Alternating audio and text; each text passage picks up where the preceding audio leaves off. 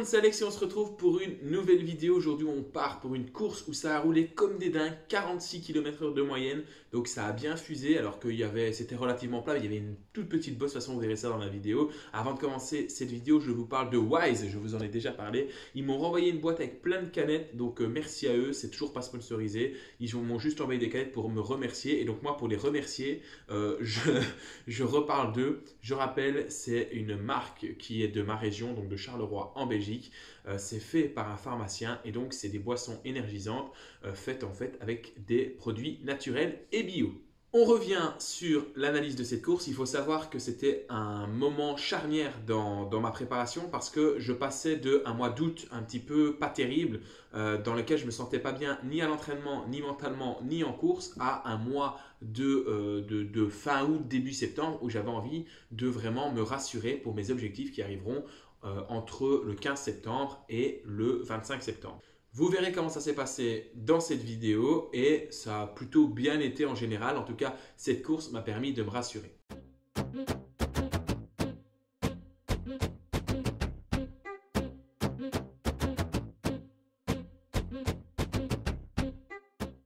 Voilà, on se retrouve donc au départ de la course de Nivelles. Alors comme je vous l'ai dit, c'est une course qui était un petit peu délicate pour moi parce que j'étais pas du tout en confiance et c'était un circuit très court. Alors pour ceux qui ne le sauraient pas encore, je déteste les petits circuits. Alors là, avec un circuit de 2 km, disons que j'étais pas dans le truc que je kiffais le plus. Mais avantage de ce circuit, c'est que comme vous allez le voir dans ce premier tour, c'est qu'on a des longues parties rectilignes et donc ça évite qu'il y ait des virages trop serrés et je vais apprécier ce genre de ligne droite. J'avais décidé de faire la course complètement derrière parce que je voulais juste me rassurer. Je voulais pas avoir la pression de devoir essayer de remonter, etc. Alors pour certains d'entre vous, ça peut sembler facile de remonter dans ce genre de peloton, mais on était quand même 175 partants, donc ça fait quand même pas mal de monde. Beaucoup d'élites, il n'y avait que 15 ou 20 amateurs dans ce peloton, donc le reste c'était des élites 2, souvent des néerlandophones, donc des flamands qui roulent très fort. Donc vraiment, j'avais pas envie de m'embrouiller l'esprit à devoir penser à remonter, à mon placement, etc. Donc je voulais juste suivre, en fait, c'était mon truc. Je m'étais dit, je me mets derrière, il faut que tu reprennes confiance et essayer de garder tes pulses un peu plus basses que les autres courses, essayer de faire moins d'efforts. Et puis si tu le sens bien pendant la course, tu remonteras. Donc ne vous attendez pas aujourd'hui à avoir une course où je vais attaquer, où je vais rouler devant. Ce ne sera pas le cas. Par contre, attendez-vous à avoir une course où on va quand même voir une petite guerre de placement et où on va voir des grosses vitesses. Alors vous l'avez vu, ce circuit, il a commencé comment ? Il a commencé avec une ligne droite, on a pris ensuite une petite rue à droite qui commençait à monter, ensuite qui tournait à gauche où il y avait un faux plat un peu long, une centaine de mètres, où ça faisait quand même pas mal de dégâts. Et puis on a tourné à droite et là on est dans la descente que vous voyez actuellement. Je vous ai mis la caméra arrière, pourquoi ? Pour voir que je suis dans vraiment les dernières places de ce peloton et vous verrez plus tard dans la vidéo que les personnes qui me suivent, là, qui sont dans la roue, eh ben, en fait ils vont se retrouver coincés, ils vont subir une cassure et ils vont sauter de ce groupe de tête où ça roulait extrêmement vite. Alors pour vous donner un petit peu le topo, l'endroit où on est ici, ça ralentit un petit peu, mais quand on dit que ça ralentit un petit peu, on passait entre 55 et 60 km/h à 40 km/h. Vitesse moyenne de cette course, 46 km/h. Vous verrez que moi, j'ai pas tout à fait fait 46 km/h de moyenne. C'était pas facile à dire ça, tout simplement parce que je me suis relevé dans les 3 derniers tours, plus ou moins, parce qu'il n'y avait plus d'enjeu. Vous comprendrez pourquoi dans cette course. Alors, comme vous le voyez, on est dans le premier tour, certes, mais j'ai des pulsations qui sont assez basses par rapport à ce que je peux faire. Mon seuil anaérobie est à 185 BPM et là je suis à 167, 165, 175, 180, donc toujours bien en dessous de ce seuil et je peux monter à 205 battements par minute au maximum quand je suis à fond.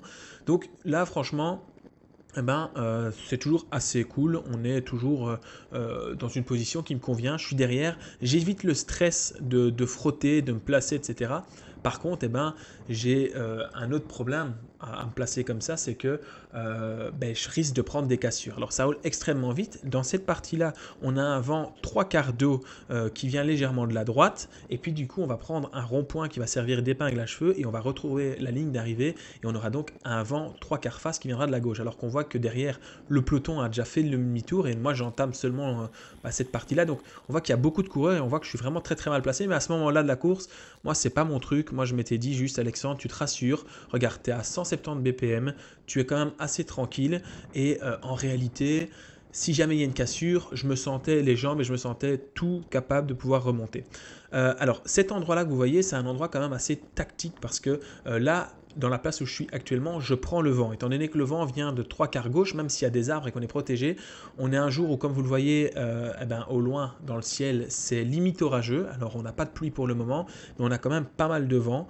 Donc ça fait mal, hein. Ça fait quand même mal à chaque fois à la relance. Heureusement, c'est pas très long, donc ça empêche qu'il puisse y avoir de trop grosses bordures.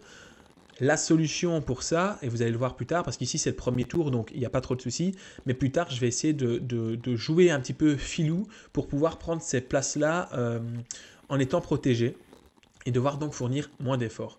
Donc en général, les premiers tours, je les ai fait derrière comme ça, j'ai pas eu trop de soucis, c'était plutôt sympathique. Je vais faire des petits remerciements d'ailleurs à des gens qui étaient là à cette course.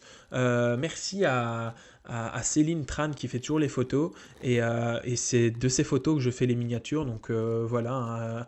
Elle regardera peut-être cette vidéo, peut-être que son copain regardera peut-être cette vidéo. C'était Dylan, il avait prêté les vidéos, mais merci à vous parce que j'avais pu faire une vidéo grâce à Dylan parce qu'il m'avait donné les rushs. Et grâce à Céline, j'ai des belles photos pour mes miniatures, donc merci à vous deux. Alors là, on se retrouve encore une fois dans une partie où ça roule extrêmement vite, hein. On est à 53-54 km/h. Là, on a un vent qui est plutôt défavorable. Alors défavorable, ça veut dire quoi? Ça veut dire que certes, c'est un faux plat descendant, mais on est sur une partie où on a vent de face, voire vent 3/4 face, il vient légèrement de la gauche et ça pique vraiment fort. On voit que dans les pulsations ça monte, mais je suis au seuil, donc honnêtement à ce moment là ça va. C'est vraiment dans cette partie là que ça va faire beaucoup de dégâts. On voit aussi que le peloton est extrêmement étiré, c'est quelque chose qui est normal, hein, quand ça roule comme ça, et heureusement ça se relève à chaque fois un peu dans le faux plat montant qui est ici. C'est un circuit en réalité qui n'était pas facile parce que certes il y avait des longues lignes droites, donc ça c'était un truc pour moi, c'est le bonheur. Je peux me permettre de rester derrière, je peux me permettre de remonter un peu comme je le souhaite, j'ai pas trop de mal, ça frotte pas, il n'y a pas de virage que j'aime pas, donc honnêtement c'est le genre de circuit que j'aime bien, donc j'étais plutôt bien loti à ce niveau là. Par contre il y avait quelques endroits avec des virages que j'appréciais pas trop. Je vous remets encore une fois ici le passage, on est 3 tours plus loin et ici il y a une cassure et je suis pris dans cette cassure et c'est ce que je voulais vous exposer en début de vidéo, c'est que je me sentais plutôt bien. Donc ici qu'est-ce que je fais? Je vais tout simplement aller boucher le trou en faisant un effort qui, si j'avais été devant, j'aurais pas dû le produire, mais je sais faire cet effort. Et quand on regarde derrière, il y a deux coureurs qui prennent ma roue et puis derrière la cassure elle se refait plus, c'est terminé. Les coureurs qui sont pris là-bas, ils reviendront plus. Donc j'étais content à ce moment-là. Alors on est très tôt dans la course, on est aux alentours du 6e kilomètre, mais je me sens vraiment pas mal, je me sens bien en jambes et je me dis tiens, aujourd'hui, Alexandre, tu vas peut-être pouvoir te rassurer, finir la course. Il faut savoir que les courses avant, j'étais vraiment pas bien, je me sentais vraiment fatigué. Je me sentais, que ce soit à l'entraînement ou en course, j'étais vraiment pas bien, j'avais pas le moral, j'avais limite pas envie d'aller aux courses, je m'obligeais à aller aux courses. Et du coup, je faisais 5 km, 10 km, 15 km de course et puis je bâchais, j'avais aucun plaisir. Et puis sur cette course, c'est vraiment le moment où j'ai repris du plaisir à faire la course. Et alors, point positif aussi de cette course, c'est que mes pulses montent extrêmement vite, mais elles redescendent aussi extrêmement vite. Donc, signe que la forme est là. Et depuis, je ne vais pas vous spoiler parce que je n'ai pas fait de course et on verra comment ça se passe demain à Couvin. Mais normalement, ça devrait bien se passer. J'en profite de cette petite accalmie dans le peloton pour t'inviter à t'abonner à la chaîne, pour t'inviter à mettre un pouce bleu et un commentaire. Et alors, aujourd'hui, on a vécu une belle étape au Tour de France, avec l'arrivée après le col de Peysourde. Et on a vécu du spectacle. Et donc, c'est l'occasion maintenant, à la fin tout doucement de cette première semaine, de me dire quel est ton favori pour le Tour de France. On a vu que Thibaut Pinot n'a pas été capable de suivre aujourd'hui. Moi, honnêtement, je pense que Roglic est totalement au-dessus du lot, mais je suis intéressé par ton avis et tu peux me le mettre en commentaire et on pourra débattre un petit peu de ce Tour de France. Qu'est-ce que vous avez pensé de cette première semaine? On est sur un circuit, pour revenir à la course, on est sur un circuit qui est quand même extrêmement court. Alors ce virage, plus je le passais, après il y avait 54 tours, donc forcément j'ai eu l'occasion de passer plusieurs fois dedans, plus on passait et mieux j'étais. Alors regardez ici, il y a des coureurs qui sont à ma gauche, donc on les voit à la droite de l'image ici, et moi mon but maintenant ça va être tout doucement d'essayer d'aller voler les places de ces coureurs-là pour pouvoir me protéger du vent. On voit quand même que je suis assez facile, on voit que derrière ça tire quand même la tête et que moi je remonte quand même assez facilement, je suis à 180 pulses, donc honnêtement j'étais vraiment facile. Après le placement, on ne se refait pas, j'étais vraiment extrêmement mal placé. Je vous laisse d'ailleurs avec le moi du studio qui doit vous expliquer quelque chose et on se retrouve juste après. Avant de rentrer totalement dans le vif du sujet, on va parler d'une nouveauté sur ma chaîne YouTube. J'en ai déjà parlé dans la vidéo précédente, mais beaucoup d'entre vous ne l'ont pas vu. Je rappelle qu'à partir de maintenant, vous pouvez devenir membre sur la chaîne YouTube. En fait, c'est quoi devenir membre? Ce sont tout simplement des abonnements, mais en payant. Pourquoi payer? Eh ben, tout simplement, si vous en avez les moyens et que vous voulez me faire plaisir et me soutenir, eh ben, vous pouvez prendre un abonnement payant à 2 euros, à 5 euros ou à 10 euros et vous aurez du contenu exclusif. Tout est expliqué en tout cas si vous appuyez sur le petit bouton rejoindre qui se situe à côté du bouton s'abonner. N'oubliez pas non plus si vous n'êtes pas abonné à vous abonner parce que 60% d'entre vous donc, qui regardez cette vidéo n'êtes pas abonné. Donc c'est un petit geste pour vous et pour moi ça change vraiment beaucoup de choses. Alors, je rappelle, rien n'est obligatoire, rien ne change si vous ne rejoignez pas, si vous ne devenez pas membre. Mais si vous en avez les moyens et que vous voulez me faire plaisir, eh ben, c'est le moment. Allez, c'est reparti, on est à nouveau dans ce faux plat descendant, vent un petit peu difficile et on revoit encore une fois que ça casse et je suis encore une fois le dernier maillon à pouvoir rouler. Regardez, là ils vont revenir très très proche de moi. Et puis vous allez voir qu'au final ça va refaire un coup d'élastique parce que ça va réaccélérer devant et c'est vraiment en regardant les images, déjà je me sentais bien à la course, mais en regardant les images je me suis dit en fait j'étais vraiment bien parce que quand on voit derrière comment ça ficelait et que moi j'avais pas l'impression d'être dans le dur, je me suis dit vraiment cette course là t'étais pas trop mal, donc peut-être que j'aurais dû avoir plus confiance en moi et rouler un peu plus devant. Demain je vais à Couvin qui est un circuit beaucoup plus dur, un long circuit, donc ça j'aime bien les longs circuits comme je vous le disais, mais je crois qu'il y a des bosses, hein. C'est une région où il y a pas mal de bosses, donc on verra ce que ça donne, mais en tout cas je donnerai tout, et on voit que là ils ont pris un gros coup d'élastique là, et certains coureurs vont réussir à revenir, mais bon la plupart je pense, si mes souvenirs sont bons, que malheureusement pour eux ils reviendront pas, donc vraiment à chaque fois je me suis retrouvé au cul du peloton, mais en étant facile, donc c'est plutôt bon signe. On voit qu'il y a beaucoup de coureurs là qui sont dans le dur et on a vu là, on peut remarquer que le peloton ne ralentit pas. Là, c'est la partie où d'habitude le peloton ralentit et là on voit que le peloton ne ralentit pas. Alors pourquoi le peloton ne ralentit pas? À ce moment-là de la course, on a plus ou moins à mi-course et ça roule extrêmement vite. Le peloton a accéléré, il y a une échappée qui vient de partir et ça roule. C'est là qu'on a roulé le plus vite de la course. Et là, moment de la course très important. Je suis derrière et voilà, ça c'est ma faute, à rouler derrière, c'est ce qui arrive. Grosse chute devant. Heureusement, moi, aucun souci, je vais pouvoir passer à côté sans trop de soucis, mais regardez le tas de vélos qui est là. Et vraiment, grosse chute massive. Beaucoup de monde à terre. Je ne saurais pas vous dire combien de coureurs il y avait, mais ça faisait vraiment une très grosse partie. Devant, ça a freiné, il y a des coureurs qui ont été gênés. D'ailleurs, je vous remets le ralenti ici parce que lui là, ils ont eu chaud les deux. Et puis au final, ça a chuté de l'autre côté. Quand même à vive allure, hein, ça a chuté facilement autour de 40-50 km/h. J'ai aucune idée des noms des coureurs qui ont chuté, mais en tout cas, bon rétablissement à tous. Je pense qu'il y a quand même eu moins de dégâts, il me semble, que la chute de Lier. Enfin, en tout cas, que les chutes de Lier, c'est la seule chute qui a été à déplorer sur ce circuit. Mais un gros paquet de coureurs à terre. Et on se retrouve donc passé la mi-course au 62e kilomètre, où je vous ai pas mis la totale, mais en gros, j'ai fait toute la course dans le deuxième paquet. J'ai pris très peu de relais. Habituellement, quand je suis dans le genre de peloton, je prends des relais. Mais là, je sais pas. Soit j'étais à bloc, soit j'avais pas envie. Je ne saurais pas vous dire, honnêtement. Mais voilà, je pense qu'il y a aussi un phénomène qui a été très important pour moi sur cette course, c'est la météo, hein. On voit qu'elle est fort changeante, on voit que ça se noircit très fort dans le ciel et j'appréhendais beaucoup la pluie. Et mentalement, j'étais un peu sur mes gardes en me disant « Oh purée, il va pleuvoir. » Et je pense que du coup, j'étais un petit peu démoralisé. On voit que par contre, les pulses, elles ont bien baissé dans ce deuxième groupe. Alors c'est normal, hein, ça roule quand même fort, ça relance quand même fort. Vous verrez que je vais encore atteindre des 180, 190 pulsations. Mais regardez, ça relance quand même moins fort. Je vous spoil tout de suite, le premier groupe va arriver, l'échappée en tout cas, va arriver 3 minutes plus ou moins avant nous, un peu plus de 3 minutes avant nous. Donc ils nous ont mis quand même une bonne dégommade, hein.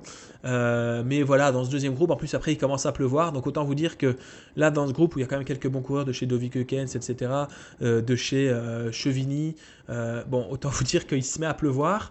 La route est hyper grasse parce qu'il a plu depuis vraiment longtemps. Là tout le monde se dit honnêtement, est-ce que ça vaut vraiment la peine de prendre des risques alors que le peloton est genre à 2 minutes de nous. On était battus de toute façon à cause de la chute. Donc on voit bien que ça a pris très peu de risques. Et là, on est à la fin, fin, je me suis laissé décrocher du groupe 2, pas très loin, hein, une cinquantaine de secondes. Pourquoi? Tout simplement parce qu'ils voulaient jouer le sprint pour la 80e place et que moi honnêtement j'étais pas chaud de faire le sprint sous la pluie. Alors c'est marrant, il y avait des parties du circuit mouillées et des parties du circuit pas mouillées. Donc voilà, je vais passer la ligne tranquillement. Je sais plus c'est quoi mon classement, mais on le verra en fin de course. En tout cas, on se retrouve en studio pour faire le petit débriefing.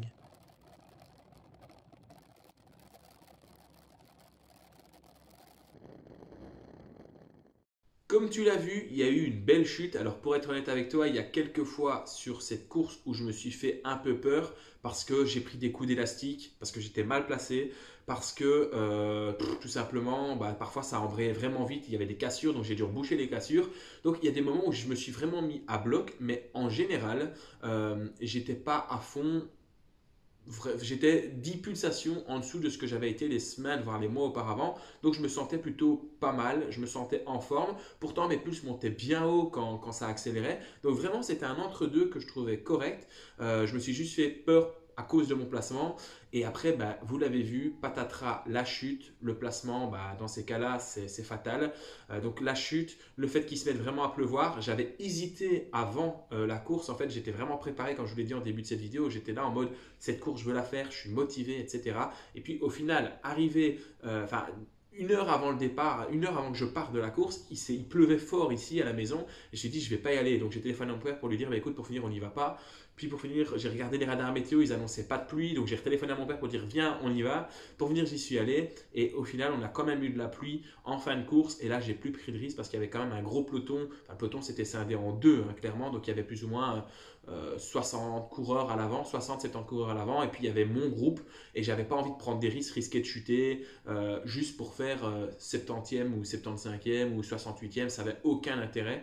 Donc je me suis un petit peu relevé et malgré le fait que je me sois relevé, j'ai quand même 44,4 de moyenne.